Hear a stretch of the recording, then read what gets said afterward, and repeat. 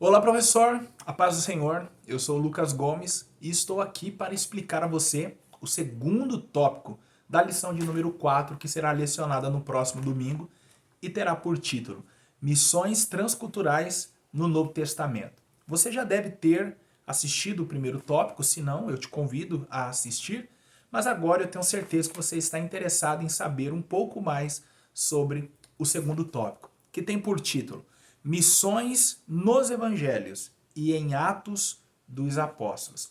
Observe que quando o autor começou a lição, ele nos fez compreender que Deus é um Deus missionário, que Deus deu tudo que tinha investindo em missões. Sendo ele então um Deus missionário e a sua palavra voltada a missões, agora no segundo tópico, a intenção do autor é nos mostrar que os evangelhos, o livro de Atos dos Apóstolos, as cartas de Paulo, as epístolas de João e também o Apocalipse, ou seja, todo o Novo Testamento é, então, um livro missionário.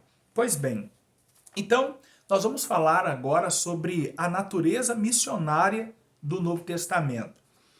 Sobre os evangelhos, quais são os objetivos dos evangelhos? Primeiro, o próprio João disse nos capítulos finais do evangelho que aquele tinha sido escrito para que os irmãos, os gentios, crescem no nosso Cristo, no seu ministério. Então, diante disso, não só o Evangelho de João, mas também o Evangelho de Mateus, de Marcos, de Lucas, foi escrito com um só objetivo: que as pessoas que lessem, crescem na vida, na obra, no ministério, morte e ressurreição do nosso Senhor. Sem os evangelhos, nós não compreenderíamos Atos dos Apóstolos. Para vocês então perceberem a importância que tem os evangelhos. Logo, os 4 evangelistas terminam com um apelo à grande comissão. Marcos disse: ide por todo mundo e pregar o evangelho a toda criatura. Mateus, ao terminar, nos diz: ide e fazei discípulo de todas as nações. Se você buscar no evangelho de Lucas e João, você irá encontrar o mesmo apelo missionário. Diante disso, o que entendo no segundo tópico é que os evangelistas, após apresentarem o Senhor, agora com a mensagem final, diz àqueles que agora já conhecem o nosso Senhor: saiam ao mundo e ganhem outras almas. Isso quer dizer, professor, que nenhuma pessoa, sabendo quem Cristo é, fica ou consegue estar calado. Aquele que conhece deve então atender o maior chamado, que é anunciar as boas novas do nosso Senhor. Seguindo ainda pelo segundo tópico, o autor, o comentarista, vai nos falar também sobre os objetivos de Atos dos Apóstolos. E o que nós então entendemos? Que Atos dos Apóstolos é o cumprimento da ordem dada nos evangelhos. Nos evangelhos, o Senhor mandou a igreja ir. Em Atos dos Apóstolos, então, ela atendeu essa ordem e foi. Então, o comentarista nos aponta, no decorrer do segundo tópico, os principais personagens do Novo Testamento ou do livro de Atos dos Apóstolos. Ele começa por Filipe, depois ele passa por Pedro, nos fala sobre Paulo e também Barnabé. Eu confesso que eu senti falta de Silas, mas eu acredito que ele não falou de Silas por conta do pouco espaço para trazer o conteúdo da lição. Mas, falando rapidamente sobre esses personagens, o próprio comentarista apontou então Filipe como o primeiro missionário. Percebam vocês que a igreja tardou um pouco para entender o que eram missões transculturais.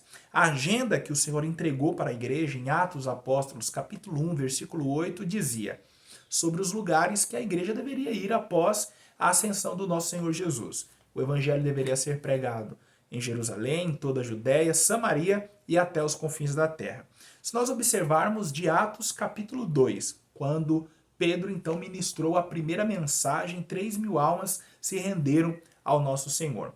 Até Atos dos Apóstolos, capítulo 7, quando nós temos o registro da morte de Estevão, nós não temos a igreja fora de Jerusalém, pregando a palavra.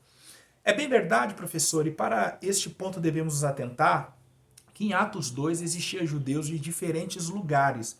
E no próprio texto nos é nomeados os elamitas, pessoas da Ásia e de vários lugares. Estes que se converteram a Cristo certamente voltaram para as suas cidades e lá abriram igrejas. Nós sabemos que muitas igrejas não foi nem mesmo o apóstolo Paulo quem abriu. Por exemplo, perdoe a redundância, mas a exemplo da igreja de Colossos. Quem sabe não foi uma dessas pessoas que estiverem em Atos 2 quem a abriu. Mas fato é que foi um cooperador do ministério do apóstolo Paulo. Aonde eu quero chegar? Quando nós dizemos que a igreja estava em Jerusalém, nós estamos querendo falar a igreja representada pelos apóstolos, pois o evangelho já estava sendo pregado em outros lugares. Se não fosse assim, em Atos dos Apóstolos, capítulo 8, Filipe não teria encontrado um eunuco que vinha de Candace em busca desse Deus, em busca desse Jesus que era pregado em Jerusalém.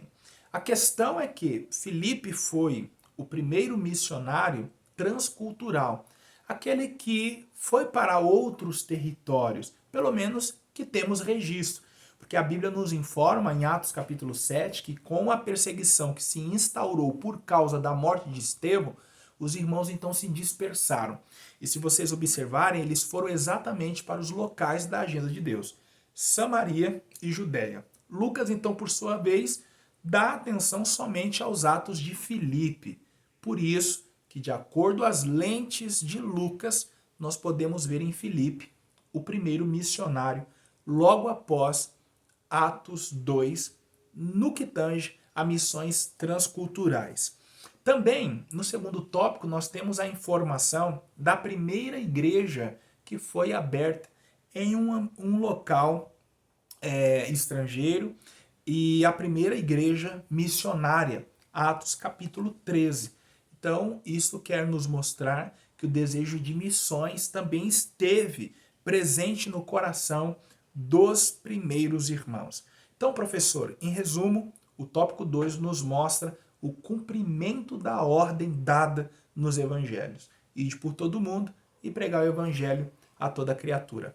Eu aguardo você, então, no próximo tópico. Se você gostou deste, certamente você irá assistir o terceiro. Peço, então, que você se inscreva neste canal, deixe o seu like, compartilhe este vídeo. Eu tenho certeza que juntos poderemos abençoar mais vidas. Fique com Deus. Um forte abraço.